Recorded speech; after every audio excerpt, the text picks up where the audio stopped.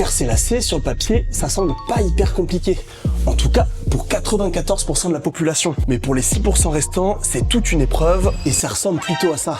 Ces personnes sont atteintes de dyspraxie, un trouble développemental de la coordination. Je t'explique. Il s'agit en fait d'un trouble neurodéveloppemental qui affecte l'organisation et l'automatisation des gestes, la coordination sensorimotrice ou encore les fonctions visio-spatiales. Au quotidien, ça se traduit par une difficulté à utiliser des couverts, écrire, s'habiller seul, s'orienter dans l'espace et pas que. Et tout le monde peut être touché, bien qu'il y ait des facteurs de risque. Mais alors, comment savoir si son enfant est dyspraxique et quelles sont les solutions? Déjà, les troubles apparaissent lors de la petite enfance, mais sont souvent diagnostiqués autour de 6-7 ans. Les difficultés citées plus tôt sont des signes, mais c'est pas évident à repérer parce que ça peut être confondu avec de la maladresse. Mais bien souvent, l'inquiétude des parents est considérée comme le premier signe d'alerte. En cas de doute, il faut aller voir un médecin qui va prescrire des bilans pour effectuer un diagnostic. Ensuite, des rééducations sont proposées, généralement en psychomotricité, ergothérapie, voire en neuropsychologie et en orthophonie. Malheureusement, la dyspraxie reste à vie, mais plus on intervient tôt, plus on aura des effets positifs. Ce qui est important à ajouter, c'est que la dyspraxie est souvent associée à d'autres dys. On parle généralement de troubles spécifiques du langage